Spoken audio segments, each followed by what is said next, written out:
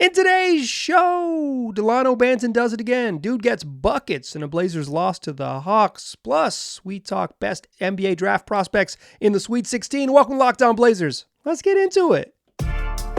You are Locked On Trailblazers, your daily Portland Trailblazers podcast. Part of the Locked On Podcast Network, your team every day. What up, world? It's your past first point guard and Trailblazers reporter Mike Richmond. You are listening to another episode of Locked On Blazers, part of the Locked On Podcast Network. Available wherever you get podcasts and also on YouTube. Free and available on every platform. Coming at you Monday through Friday, each and every weekday. So make it a part of your daily routine. Tell your friends to do the same. Make it your first to listen. It's Locked On Blazers, your team every day. In today's show, we'll talk a little bit about the Blazers' loss to the Hawks. Dalano Banton keeps on doing it. Another big game off the bench for him.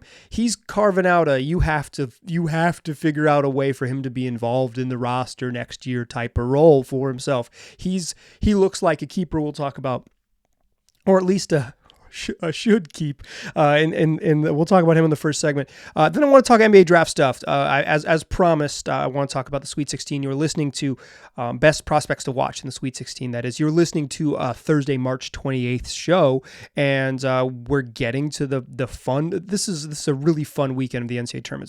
Sweet 16 and the Elite Eight.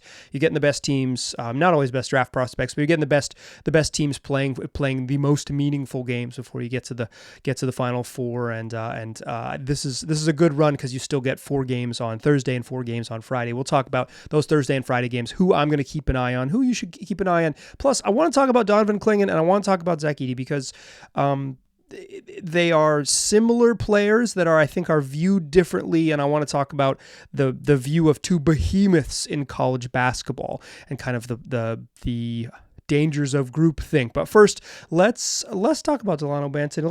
Let's do what we do, first of all. Fastest recap in the West. Blazers lose 120-106. They actually led 29-26 after one, but trailed by 7 at halftime. And a pretty fun first half. 10 lead changes. Dalano Banton had 15 in the first half. It was a fun game. Still for the Blazers, no DeAndre Ayton in this one. No Matisse Thybulle. No Jeremy Grant. Obviously, no Malcolm Brogdon at all. We do have a non-update update on Shaedon Sharpe. This is the Blazers released this following update as we take a break from Blazers down 7 at halftime in the fastest recap in the West.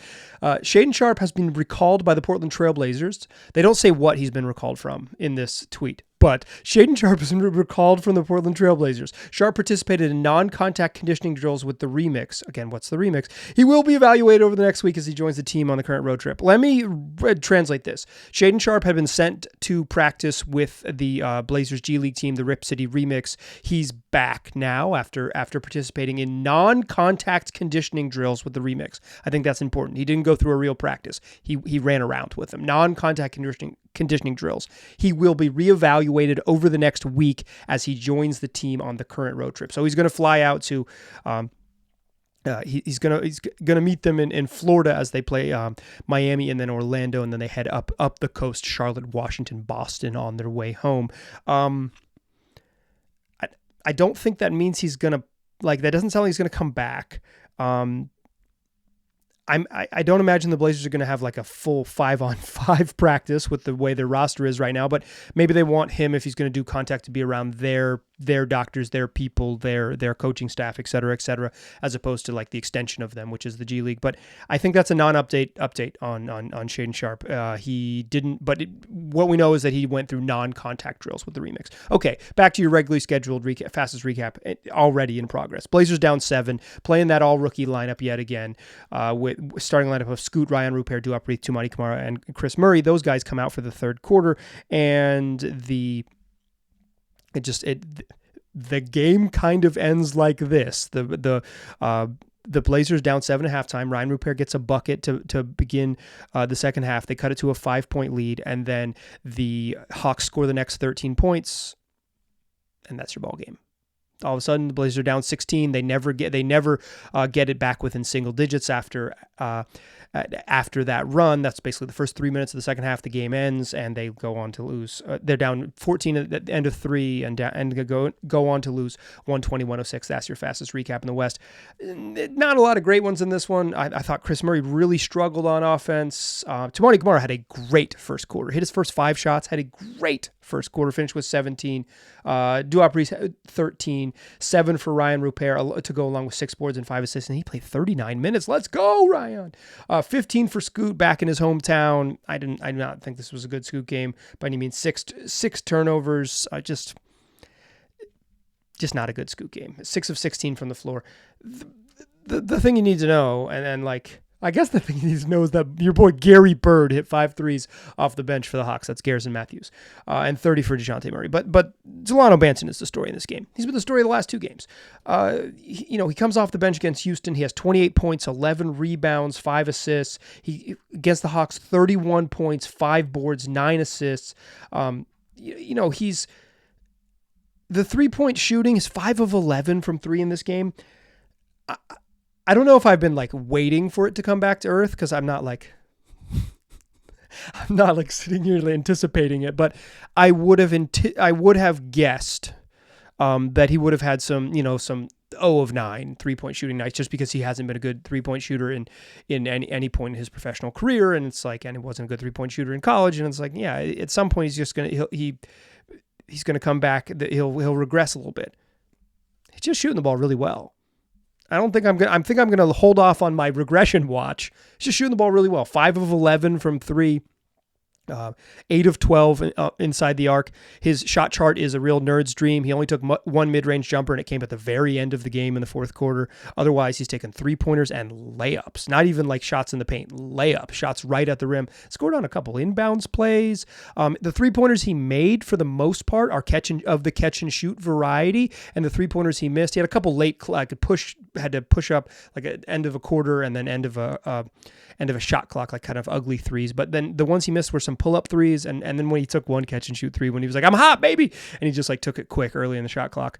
But why I mentioned the catch-and-shoot stuff is because what I'm really curious about Dalano Banton, and this is has been my consistent take with him, and I'm going to keep saying this because I think this is my sort of big takeaway from watching him. What does he do when he doesn't get 23 field goal attempts? I'm digging to the free throw line tonight. He's been typically good at getting the free throw line, but he's not going to shoot 23 times in the future of the Blazers. He's not going to play 37 minutes and shoot 23 times. He's going to have a smaller role.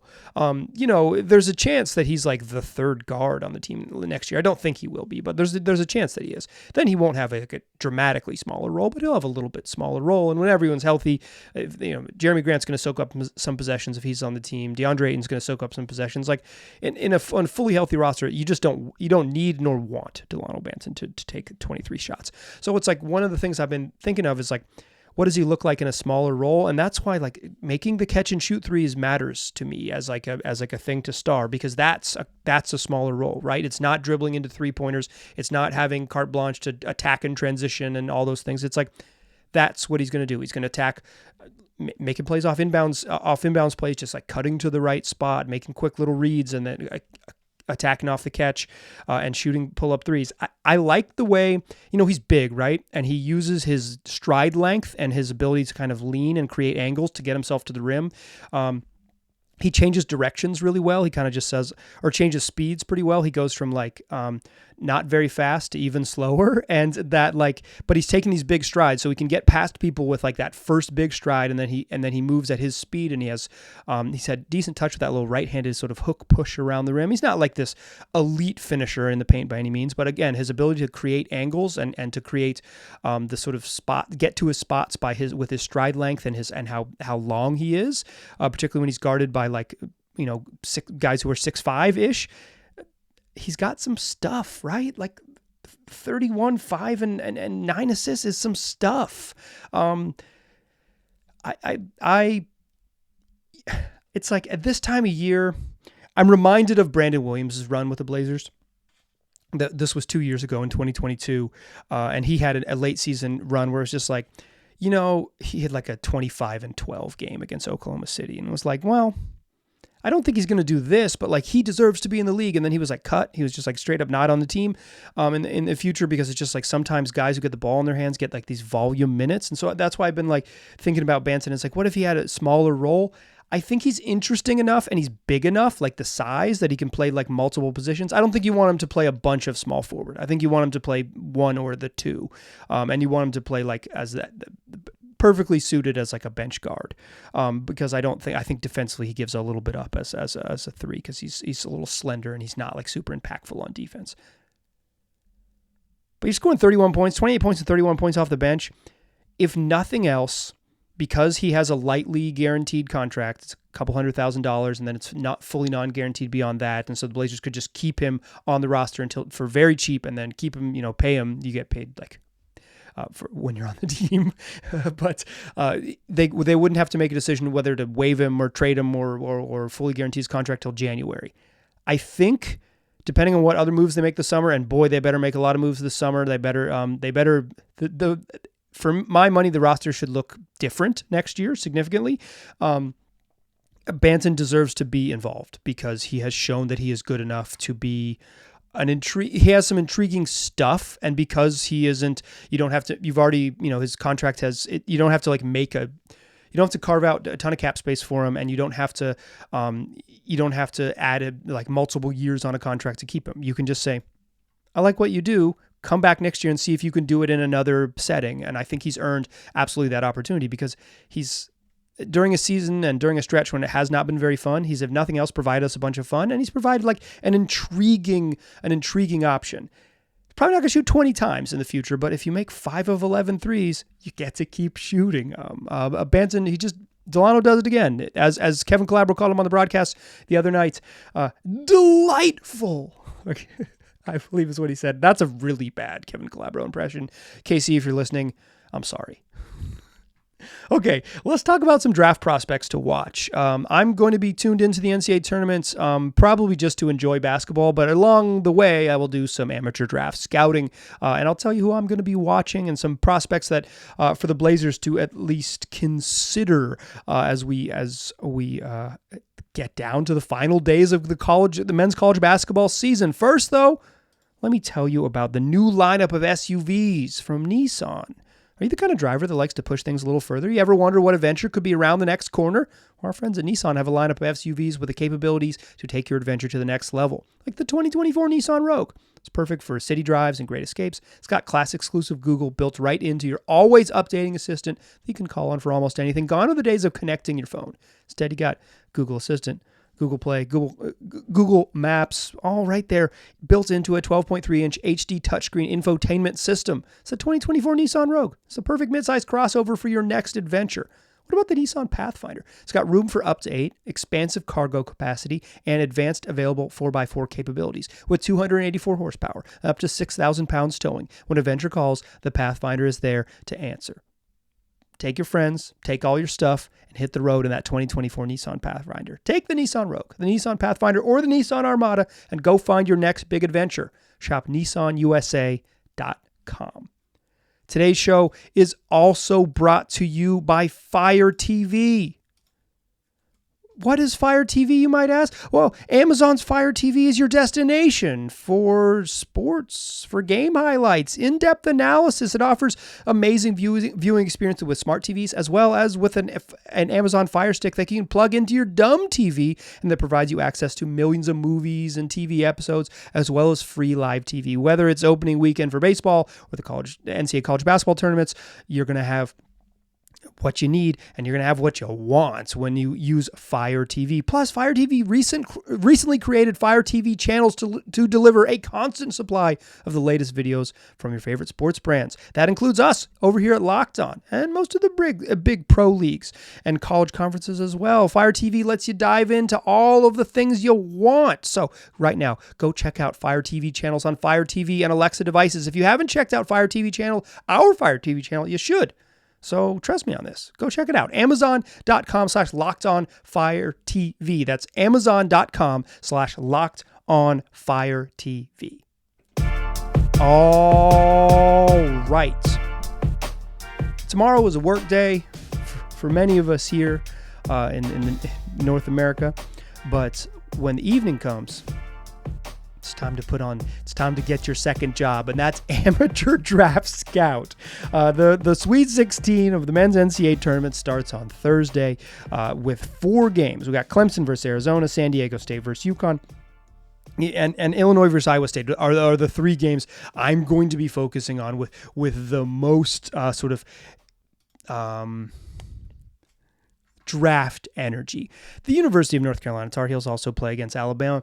I don't think there's surefire pros in that game. Carolina has Harrison Ingram, who's like a second round pick type, a sort of versatile forward and an intriguing player that could conceivably go pro. But the other games have guys who are probably going to come out and be available. So for now, first of all, I just want Carolina to win. I'm not going to be watching that for scouting purposes. I'm just going to be watching it as a nervous fan.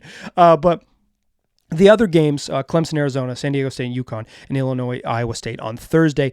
Let's run through some draft names to watch here. These are a bunch of names that I've mentioned. So if you're an everyday listener, you've heard me mention them. But I've watched them in the NCAA tournament. So I don't know if I have updated takes, but I have updated my eyeballs. I've seen them more recently. Keyshawn Johnson, the big guy at Arizona, might be probably of the guys who are playing in the Sweet 16, probably the guy who I think is most intriguing as a second round target for the Blazers right now. I just think the energy on defense, the versatility on defense, the rebounding, and from what I haven't seen Arizona play a bunch this year, but when I've seen him play, he's made a 3 in every game. He's shooting above 38% from 3 heading into the tournament, or was shooting above 38% from 3 heading into the tournament. I like him as a second round pick. Blazers have 34 and 40 in the second round.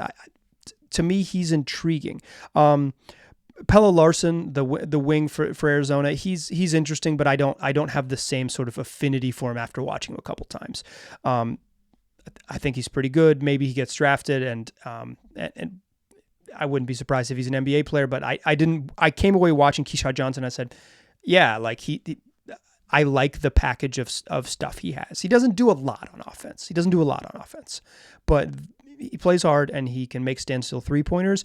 And to me, that's those are role player skills. And then you try to develop some other stuff. Okay, what other things you can do? If you draft a guy at 40, you're hoping they stick. One of the ways you can stick is you do the simple things.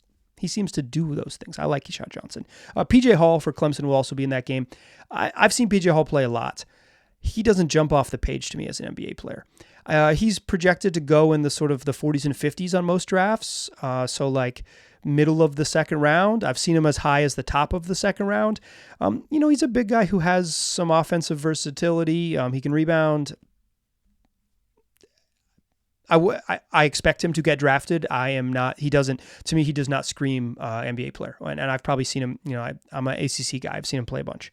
The next game, San Diego State and UConn. UConn's just got pros that are intriguing. I like both of their projected lottery picks. Donovan Clingan, the big guy, 7'2". Kling Kong, I learned that they call him over the weekend. Sophomore giant person, played limited minutes on last year's team, has a bigger role this year. I've mentioned this previously. It's I've probably seen him play 5-ish games. Not a ton. I don't watch college basketball like that, and I would never lie to you. I've watched 8 UConn games because I'm watching the NBA, baby. I'm watching the end of a very stupid Sixers Clippers game. I don't have time for college basketball. But I've probably seen him play 5 games the last 2 years. Some of those games, I feel like he's really slow, and I worry about him. Some of those games, I'm like, that's a pro. That's a pro. That's Steven Adams 2.0. I think he can pass a little bit.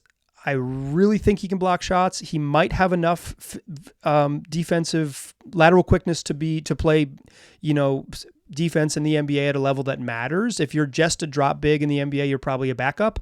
If you can move your feet a little bit, you have a chance to be an impactful, half the game, 24 to 28 minute center before they put in a real shooting center. He doesn't shoot threes. He shoots poorly from the free throw line. I think that's a concern. He's not much of an offensive player at this point, but he's the rebounding, the size. I think he has some defensive it's maybe not like he has a potential to develop some real tools. I like him. I would not hesitate if he's in that with the Warriors pick range 12 through 14 to use that late lottery pick on him.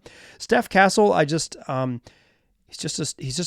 a good defensive player who does stuff like he's a Swiss Army knife type on offense. He doesn't get the ball in his hands a bunch in the way that UConn plays. So he doesn't like, you're not going to see him do a bunch of stuff on offense, but in his role on offense, I think he does it well, and he's a really good defensive player, and he has like some passing ability and some size and some defensive skills. Maybe he can't shoot. I don't love that about him, but I think I'll be interested to watch UConn a little more in this tournament and see if I feel like Castle's offense intrigues me enough, because right now the defense definitely does. The other kid from UConn to watch is Alex Caravan, a wing. I think he's projected as a second-round pick, but Castle and Klingon are definitely are projected as lottery picks. The Blazers have 2 picks likely to be in the lottery this year. The last game on Thursday is that with NBA prospects in it, Illinois and Iowa State. Shannon Terrence Jr. From Illinois, he had 30 in their last tournament game. It was against Duquesne. So it's kind of the weirdness of the tournament. Sometimes a team gets an upset in the round 1, and it's like, oh, we are very overmatched in round 2. Dude's a bucket, 6'6" wing. He's been in college a while. He's a little older, but like 6'6" wing who can absolutely score. Part of me loves chuckers, so there's a part of me that loves chuckers. So it's like I'm intrigued by him. Step up in competition in the Sweet 16. I want to see what he continues to do, because he was hot coming into the tournament, and he was really good last weekend when I watched him. Okay, Friday games, and I want to talk a little bit about Zach Edey versus Donovan Klingon. That's what we will do to close the show. Those are your Thursday games and Thursday guys to watch as you are doing your fake draft scout, your amateur draft scouting in the NCAA tournament. Let's talk about a couple other names to know and a little bit about Zach Edey versus Donovan Klingon to close the show. First, I want to tell you that this next segment is brought to you by BetterHelp. Therapy can be incredibly valuable. Talking to a neutral third party about the struggles of everyday life can help you develop the tools and develop to be the best version of yourself. If you're dealing with an acute trauma, it's incredibly valuable to talk to a therapist. If you are just dealing with what it's like to be alive in 2024, it can be incredibly valuable to talk to a therapist. So if you are thinking about starting therapy, why not give BetterHelp a try? It's entirely online, designed to be flexible and suited to your schedule. So visit BetterHelp.com/LockedOnNBA to get 10% off your first month. That's BetterHelp, HELP.com/LockedOnNBA. All right, still a pass first point guard. I'm still Mike Richmond, and you are still listening to Locked On Blazers. Thursday games. Got my eyeballs on a couple, on a trio of games. I'm really just going to watch Carolina, and if they win, I'll keep watching college basketball, and if they lose, I'll be sad. That's probably how it's going to go down, if we're being honest. Friday games, NC State Marquette. Tyler Kolek is just a pass-first point guard's dream, just a really good collegiate point guard who is projected by ESPN to be a late first-round pick. I don't think the Blazers need more guards, but he's probably going to be someone who gets an NBA look next year. So take a look at him, and if you're watching Marquette, also watch my man DJ Burns for NC State. Just a fun basketball player, a giant person listed at like 285, a giant person who can really pass and has exceptional touch, and is an incredible interview. Go Wuffies or whatever, but like. It would have been better if they didn't make the tournament, because then they would have not beat Carolina in the ACC tournament, but it happens. I'll skip Gonzaga and Purdue for now. Duke, Houston. Duke's got 2 dudes who are going to be drafted in the first round. Kyle Filipowski, when I read about him from draft people, from people who do this professionally, who are not amateur draft scouts like me, their concern with him is that he maybe can't shoot as well as they thought. My concern when I watch him is that I don't think he can play center in the NBA, because he gets overpowered by tall people. The aforementioned DJ Burns bossed him. Armando Bacot for Carolina bossed him. Just like big physical collegiate centers, they had their way getting into the paint when Duke let Flip guard one-on-one. Big guys gave him trouble. I think his feet on offense are awesome. His footwork is awesome. His touch on offense is awesome. He hasn't been a great 3-point shooter, but he's like, I think he has a package to be totally functional as an offensive player. I just don't know if he can play center. And if he can't play center in the NBA, is he a 4? Are there 4s that are, does he have the skill set to play power? Is he going to guard Jeremy Grant in a game next year? That seems unlikely. He's skilled enough that he's going to be like a late lottery or top 20 pick. Like he's 7 feet tall with a lot of offensive skills. I think that's worth taking a risk on. I don't see it as a defensive with the physicality defensively. He blocks shots. I think even in Duke's games in the tournament, like his size just like deters college players from driving to the rim. I don't think it'll be the same thing in the NBA, but I do think I think he has enough skill on offense to be worth it. The other Duke player that is likely to go in the first round is Jared McCain. He's like, to my knowledge, the first like true TikTok star where we've reached the era where it was like he was famous on the internet before he went to an incredibly famous college basketball program that gets like 22 games on national TV every year. He can really shoot it. And watching the Duke Carolina games, he's a really good rebounder for someone who's like 6'2", 6'3". Jay Billis says he's the best rebounding guard in the ACC. I bet Jay Billis knows. He can really shoot. Really good catch and shoot shooter, has some craft to get to the rim, and can really sing. Has an incredible singing voice. I don't think he's a point guard. At least he doesn't play much on-ball stuff at Duke and point guardy stuff, but he can score, absolutely can score and can get hot. I think he's probably a top 25 pick just because of his offensive skill set and he's young. It'd be interesting to see what position he plays in the NBA, but he's worth getting eyes on. Creighton, Tennessee, you're going to get Baylor Shireman from Creighton, their wing, and then Dalton Knecht from Tennessee. Real quick on Dalton Knecht. I know a lot of Blazer fans, at least like based on my emails and YouTube comments and stuff, they like Dalton Knecht because he's like a shooter and this team desperately needs shooting.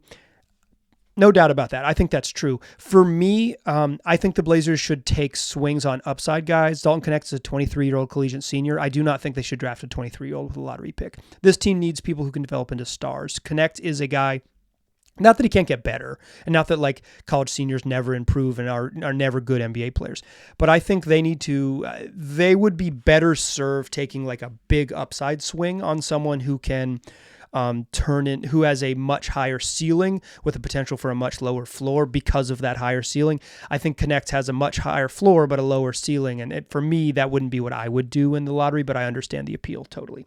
Okay, Gonzaga, Purdue, you're going to see Zach Edey. He's the freaking best player in college basketball. He's averaging like 26 and 17 in the NCAA tournament. He's absolutely a physical beast, and ESPN has him at 15. Sam Vecini in his recent mock draft said that NBA people have been telling him that Edey's going to go right outside the lottery, but he's absolutely a first-round pick. So he's like in the teens, right? Jonathan Givony at ESPN, like he gets the stuff right. If he has Edey at 15, I bet he's going to go in that range. Like Givony gets the stuff right. Last year, I wouldn't have drafted Edey at all. I would have been like, he's undraftable. He can't play in the league. Now he's all the way up at 15. He seems to have a really, really similar skill set with Donovan Clingan. And actually, a friend of the program, Raphael Barlow, wrote about this exact phenomenon, right? It's like that Clingan is considered a surefire lottery pick, and Edey is considered like overdraft at 15. And I feel that way. Like, I am part of that sort of strange groupthink that says Clingan good, Edey bad, even though they're very similar, and Edey's a better offensive player. I'll tell you what, though. Here's my actual take on it. And this might just be groupthink, and I might be a victim of this, and I might be a victim of reading draft boards, and might be a victim of I've seen Edey play parts of 6 games in his entire college career. Like, I haven't watched him that much, but I watched him over the weekend. Obviously, way over like dominant against that level of competition. I think he always just turns over his left shoulder and shoots right-handed hooks. So does DeAndre Ayton to some extent, but like Ayton is much more physically gifted. I worry that Edey's offense just isn't, because he's a non-shooter, he's like a post-up masher. I worry that like the simplicity of that offense might not translate, and I worry that he's just slow on defense. I think Klingon is, when I've watched him, I said in the second segment, it's like sometimes I feel like he's really slow, and sometimes I feel like, oh, he's moving his feet, he's versatile, he can defend, baby. I think Klingon is a better shot blocker and maybe has more scheme versatility on defense. But Edey's just, the production is undeniable, and he's so freaking big. And if you're talking about this 7'2" dude or this other 7'2" dude, and one of them is averaging 27 and 16, it's kind of undeniable to look at the production and say, maybe that's real. You know, last year I think Edey got the second round draft grade, and this year he's a lottery pick, and that might have something to do with the draft class, but I think it has a lot to do with how much he's improved and how much he's improved in the eyes of NBA scouts. Right now, today, as I'm recording this at about 11 p.m. on Wednesday, March 27th, I would still take Klingon over Edey, 7 days a week. I'm not sure that by the end of the NCAA tournament, I'll still feel that way. Obviously, small sample size and like recency bias and all that nonsense. I don't have to make the decision. I'm going to offer my honest opinion. Right now, I'm still Klingon over Edey, but I feel like there is a tendency this time of year when something has been written enough times by enough people in the same way that everyone takes it to be factually true. Scoot Henderson is better than Brandon Miller. A couple people say, I think Brandon Miller might be better. Sometimes it's better to, in this draft world, when you see some like, oh, that's a truly wild opinion. Why do they hold that? Oh, that's an opinion that goes against what everyone else says. Why do they hold that? I'm not saying you need to adopt the opinion for the sake of being a contrarian, but I think considering, if something is held so certain by so many people, considering why it might be that way, and particularly with prospects that seemingly are very similar, I think that is worth exploring, and just watch them both on Thursday and Friday evenings, and maybe you'll get have a take of your own. That's the show. Guess what? We'll do it again tomorrow. You listen to Thursday's show. We do one on Friday as well. That's what we do 5 days a week, wherever you get podcasts, and also on YouTube. I appreciate you listening. I'll talk to you soon.